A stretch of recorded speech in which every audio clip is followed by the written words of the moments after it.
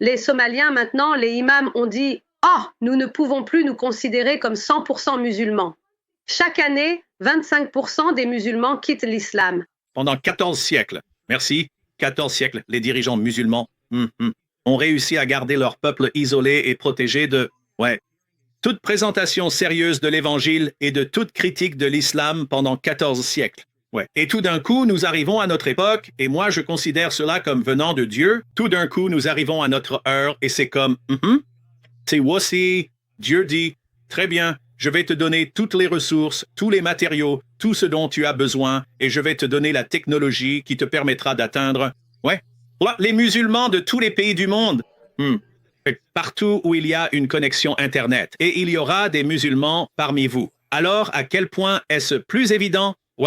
Dieu doit-il faire en sorte que cette génération soit celle qui puisse réellement affronter l'islam et partager l'évangile? Et donc, quand vous voyez des gens comme Shania et Shino, partagez l'évangile avec un pays à 99,8% musulmans. Ils leur apportent l'évangile dans leur langue et réfutent l'islam. Si vous voulez soutenir quelqu'un, soutenez quelqu'un. Comme Shania et Shino ici. Notre programme est diffusé depuis l'année dernière et c'est historique. Cela n'est jamais arrivé auparavant. C'est la première fois dans l'histoire. Somalie Christian TV. Donc notre programme est diffusé en Somalie, donc même au Somaliland, en Éthiopie, au Kenya, partout. Et il y a des millions de Somaliens qui vivent. Les Somaliens sont partout, même en Amérique, à Minneapolis. Il y a tellement de Somaliens là-bas, il y a tellement de Somaliens au Royaume-Uni. Les gens nous appellent pendant nos diffusions en direct. Ils en ont assez de l'islam. Ils entendent la bonne nouvelle pour la première fois en langue somalienne. Certaines personnes sont choquées d'écouter, elles veulent voir ce qui se passe de leurs propres yeux et dans leur propre langue parce que notre peuple parle le somali. Donc si nous ne les atteignons pas, qui pourra les atteindre? Vous savez ce que font nos imams? Les musulmans, ils viennent devant la caméra et ils ne parlent que des femmes. Oh, un tel n'a pas de hijab, Allah va les punir. Un tel aura ceci ou cela, Allah va le punir. Ils ne parlent pas de toutes les mauvaises choses dans le Coran et les hadiths. Ils n'ouvrent pas les yeux des gens. Ils font juste du lavage de cerveau atteignant des millions de personnes. Maintenant, les Somaliens, sérieusement, chaque jour, des gens partent, des gens quittent l'islam. Beaucoup de gens ne peuvent pas venir sur le direct. Mais même maintenant, ces 2 ou 3 dernières semaines, nous avons eu peut-être 7 chrétiens somaliens qui sont venus et ont dit « Nous sommes chrétiens somaliens, nous avons quitté l'islam ». Alors merci à Dieu pour ça. Les gens partent, non seulement pour devenir chrétiens, mais beaucoup partent et deviennent athées en Somalie de nos jours. Et les Somaliens, maintenant, l'imam a dit « Oh, nous ne pouvons plus nous dire 100% musulmans ». Chaque année, 25% des musulmans quittent l'islam. Et je crois que de plus en plus de gens partent et de plus en plus partiront. Car lorsqu'ils connaîtront la vérité les libérera. C'est ce que Jésus a dit, quand vous connaîtrez la vérité vous rendra libre. Et la vérité, c'est seulement Jésus. Ce n'est pas Mahomet ou Allah, c'est Jésus-Christ. Nous allons voir des tonnes de gens quitter l'islam. Islam? Ouais, c'est ce que nous voulons voir. Ce qui m'est arrivé, c'est que lorsque je suis arrivée au Royaume-Uni, avant même d'avoir appris la langue, l'anglais, un soir, j'étais assis dans mon salon. Je discutais avec ma famille sur Internet et mon mari travaillait parce qu'il était chauffeur de taxi. Il avait l'habitude de travailler de nombreuses heures la nuit. Il partait tôt le matin et revenait au milieu de la nuit ou à d'autres moments. Donc ce qui s'est passé, c'est qu'il n'était pas là et je discutais avec ma famille et quelqu'un m'a envoyé sur le chat. Je discutais avec beaucoup de gens, avec de nombreux proches et amis somaliens au pays. Quand je dis au pays, je veux dire en Suède. Beaucoup de ma famille est en Europe. Tous mes frères et sœurs, personne n'est en Somalie, ils sont tous ici en Europe. Ce qui s'est passé, c'est que je discutais simplement avec eux et ils m'ont envoyé une vidéo. Aucune église n'est venue vers moi. Personne. Même après 13 ans à vivre dans un pays occidental, à vivre au Royaume-Uni, en Suède, je veux dire, et maintenant, après avoir déménagé au Royaume-Uni, je n'ai jamais rencontré de chrétiens. Personne ne m'a partagé l'évangile. Je ne connaissais rien d'autre que l'islam. Mais ce soir-là, quelqu'un m'a envoyé une vidéo, et la vidéo contenait beaucoup de propagande, vous savez, beaucoup d'intros avant même de commencer. Il y avait une intro, et l'intro était très longue, mais c'était comme si des gens lisaient le Coran. Les gens étaient si heureux, les gens criaient « Allah Akbar ». Et ils avaient sur le front, il n'y a pas d'autre Dieu qu'Allah, Mahomet est son prophète. Après cela, l'intro s'est arrêtée et j'ai vu un groupe d'hommes debout et il y avait un autre homme assis devant ce groupe. Et cet homme, il disait qu'il était américain. Nicolas, ce jeune homme assis dans une combinaison orange, assis devant ce groupe, et ce groupe est derrière en train de lire le Coran, de lire je ne sais quoi, et je me dis, est-ce qu'il prie pour lui? Parce que la plupart de l'arabe, parce que s'ils lisent le Coran, je peux en comprendre une partie. Mais quand ils parlent en arabe, je ne comprends pas ce qu'ils disent parce que je ne parle pas arabe. Je ne suis pas une personne arabe. Je suis africain, je suis somalien. Je pensais qu'il priait et bénissait cet homme parce que pour moi, le Coran était tellement sacré. Je le croyais de tout mon cœur, tu sais. Alors quand ils ont fini de lire le Coran, au nom d'Allah, ça m'a brisé le cœur et j'étais tellement en colère. Quel genre de Dieu est Allah? J'étais tellement en colère contre Allah et je parlais en somalie. Normalement, quand tu pries, tu dois prier en arabe. Tu dois mémoriser et réciter. Mais cette nuit-là, j'ai parlé à Allah et j'ai dit, quel genre de Dieu es-tu? Je ne veux plus te suivre. Je ne te crois pas. Je ne crois pas en ton livre. Je ressentais, il est Satan. Ce Dieu est un Satan et son livre est Satan. Je ne te crois pas, Allah. Je ne crois pas en ton livre. Et j'ai quitté l'islam et je suis allée me coucher en pleurant. Et c'est là que j'ai fait un rêve de Jésus. Je me tenais devant ma maison et le ciel, le paradis était ouvert. Il y avait un homme qui descendait du ciel et il rayonnait de lumière éclatant et cette lumière éclatante remplissait la terre. La lumière qui passait à travers lui remplissait la terre. La lumière venait de lui. On pouvait le voir. Il se tenait là, il appelait tout le monde. Sa voix était si forte, si puissante, mais si douce. Il appelle les gens et dit, venez, vous tous, venez et vous serez en sécurité. Venez et croyez en moi. Venez et vous serez sauvés. Il appelle les gens. Et j'ai regardé à ma droite, j'ai regardé à ma gauche, tout le monde s'est incliné et a adoré cet homme, moi y compris. Je me suis inclinée et je l'ai adoré. Et le matin, quand je me suis réveillée de mon rêve, j'ai raconté à mon mari ce qui s'était passé la nuit précédente. J'ai fait ce rêve. Le ciel. L'homme est venu du ciel et tout le monde, nous tous, toutes les personnes se sont inclinées et ont adoré cet homme. Tu penses que c'est le prophète Muhammad ou Allah? Je ne pensais à personne d'autre. Tu peux le croire.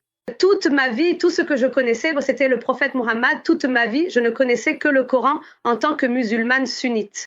Je n'avais rien entendu d'autre. Et mon mari, Sheila, a dit « Non, non, non, non, je ne pense pas que ce soit Allah, parce que Allah ne peut pas être un homme. Tu as dit que c'était un homme avec une robe blanche. Ça ne peut pas être Allah. » Et j'ai dit « D'accord, le prophète Muhammad ?» Et il a dit « Non, comment peux-tu adorer le prophète Muhammad? Je ne sais pas qui tu as vu, mais je ne pense pas que ce soit l'un ou l'autre. » Et je ne savais pas, mais j'étais tellement heureuse. D'une certaine manière, on dirait que je suis joyeuse, mais je ne sais pas où aller. Je veux en savoir plus sur cet homme, mais à qui devrais-je demander? Parce que je n'ai même pas la moindre idée. Alors, je me souviens que la nuit suivante, avant d'aller me coucher, toute la journée, j'étais tellement heureuse, mais je n'ai toujours pas fait la prière des 5 fois ce jour-là. Je suis encore un peu athée, vous savez, parce que la nuit dernière, j'ai quitté l'islam. Aujourd'hui, je ne sais pas en quoi je crois, parce que maintenant, j'ai fait ce beau rêve, mais je ne sais toujours pas en quoi je crois, ni qui je suis. Alors, la nuit suivante, avant d'aller me coucher, j'ai de nouveau parlé à Allah, en Somalie, et j'ai dit « Allah, je suis tellement désolée pour hier soir quand je t'ai appelé Satan. Si tu es cet homme que nous adorons tous et que tu es venu vers moi hier soir quand je t'ai renié et que je voulais devenir athée et que tu veux me sauver, s'il te plaît, révèle-toi à moi. Dis-moi, est-ce toi ou le prophète Muhammad ?» Alors, la nuit suivante, qu'est-ce qui s'est passé, David? La nuit suivante, j'ai fait un autre rêve, mais cette fois, c'était encore plus clair. Ma mère m'a donné le Coran et elle m'a dit de lire le Coran pour elle, parce qu'elle aimait le Coran. C'est une enseignante du Coran. Elle enseigne aux enfants et ainsi de suite. Donc, elle m'a dit de lire et je n'ai pas lu à partir du Coran. J'ai regardé ma mère dans les yeux et j'ai dit « Maman, Jésus est le chemin, la vie, la vérité. Nul ne vient au Père si ce n'est par lui. » David, je n'ai jamais entendu ces mots de toute ma vie. Je n'ai jamais lu la Bible de ma vie. Je ne suis jamais allée à l'église de ma vie. Mais je ne pouvais pas me contrôler. Ma bouche, ce qui sortait, moi en train de prêcher à ma mère et de dire comme ça, Maman, Jésus est le chemin, la vie, la vérité. Nul ne vient au Père si ce n'est par lui. S'il te plaît, crois en Jésus. Et elle était tellement en colère, elle a crié et elle a dit, tu es devenu infidèle, tu es chrétien. Dans mon rêve, elle me dit, tu es chrétien. Mais avant de dire ça, désolée, elle a dit, va Egla, donne-moi un verre d'eau. Et je suis allée à la cuisine, j'ai apporté un verre d'eau devant ma mère et après ça, même avec une assiette, avec de la nourriture, et tout ce que je touche, David, sérieusement, devient en forme de croix. C'est une croix. Même l'eau, j'essaie de la cacher, mais je fais comme ça avec mon doigt, elle revient en travers. Je me dis, qu'est-ce qui se passe? Donc maintenant que je dis, Jésus est le chemin, la vie, la vérité, que ça sort de ma bouche, et maintenant tout ce que je touche, ça devient une croix. Qu'est-ce que c'est que ça? Et ma mère a quitté la pièce, et j'ai eu peur à ce moment-là. J'ai pensé, oh, ils vont venir, elle va me tuer, qu'est-ce qui va se passer? Parce que je viens d'une grande famille. J'ai 16 frères et sœurs. Alors, dès qu'elle a quitté la pièce cette nuit-là, devinez qui est revenu me sauver? Le même homme que j'adorais l'autre nuit. Cette fois, il s'est tenu devant moi et il m'a soulevé et je pouvais voir qu'il me tenait simplement comme ça et je le voyais comme s'il était mon père et il me voyait comme sa fille. Il m'appelle « Enfant, ma fille, n'aie pas peur, tu es avec moi. Il est… » Et je le tiens comme ça. Sérieusement, mon rêve est plus qu'un rêve. Je peux voir le toit de ma maison et jusqu'à la fin, nous sommes arrivés, l'endroit le plus beau, David. Le paradis est un endroit réel. Frères et sœurs, le paradis est un endroit réel et c'est l'endroit le plus beau. Et quand il m'a laissé simplement debout là, j'ai commencé à sauter de haut en bas. C'est tellement beau cet endroit, à quoi il ressemble. Comment on voit les bâtiments, les maisons, les couleurs, les fleurs, la rue d'or. Tout est au-delà de notre imagination. Il n'y a pas de mots pour expliquer. Et j'ai dit, où suis-je? Où suis-je? Quel est cet endroit incroyable? Et le Seigneur a dit, voici l'endroit que j'ai préparé pour toi et pour tous ceux qui croient en moi. C'est le paradis chez Nayou. Bienvenue. Et je le serre dans mes bras, mais il me donne tellement d'amour. Il m'accorde tellement d'attention. Je ne vois même pas les autres personnes. La première nuit, des millions de personnes l'adoraient devant ma maison. Ce soir, je suis juste seule avec mon papa céleste. Je l'appelle simplement papa. Je le serre juste dans mes bras, je le câline. Et il a dit, après cela, il a dit, Shinayu, regarde là-bas. Et il m'a montré un écran. Cette fois, nous ne sommes pas allés à cet endroit, mais il me l'a juste montré sur un écran, comme une télévision. Et cet endroit il était tellement sombre. Et tout ce que l'on voyait, c'était de la fumée qui en sortait. Un endroit vraiment effrayant. Et je ne voulais pas regarder et j'ai dit, quel genre d'endroit est-ce? Et il a dit, toute ta famille est là parce qu'ils ne croient pas en moi. Ils sont tous là. Et quand il a dit cela, il a ajouté, je ne te laisserai jamais ni ne t'abandonnerai. N'aie pas peur, mon enfant, car tu crois en moi. Tu es avec moi. Tu es en sécurité avec moi. Dès qu'il a dit cela, mon réveil m'a tiré du sommeil. J'ai sauté de mon lit et je suis allée sur Internet pour chercher sur Google. Qu'est-ce que cela signifie? Jésus est le chemin, la vie, la vérité. Parce que je me souviens maintenant des paroles que je disais à ma mère. Jésus est le chemin, la vie, la vérité. Et Jean 14,6 est venu. Je suis le chemin, la vie, la vérité. Nul ne vient au Père que par moi. C'est Jésus lui-même qui le dit. Quand j'ai vu ces mots, j'ai pleuré de bonheur. Je suis tombée encore plus amoureux de Jésus. Et j'ai posé une autre question, j'ai dit, comment va-t-il revenir? Et il y avait un autre verset. Un jour, il viendra du ciel. Tout œil le verra, tout genou fléchira, toute bouche confessera que Jésus est le Seigneur. C'est ce que je faisais l'autre nuit. À chaque question que je posais, j'obtenais une réponse. Et il y avait aussi un autre verset, Jean 3,16.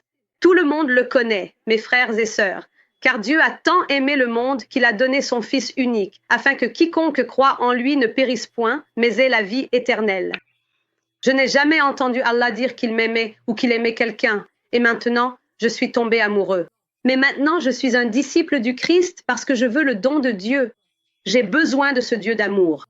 Pourquoi est-ce que je suivrai Allah, qui est en colère contre moi, alors que je ne sais même pas où j'irai si je meurs en tant que musulman? Maintenant, je découvre que Jésus m'offre le salut à travers sa mort et sa résurrection.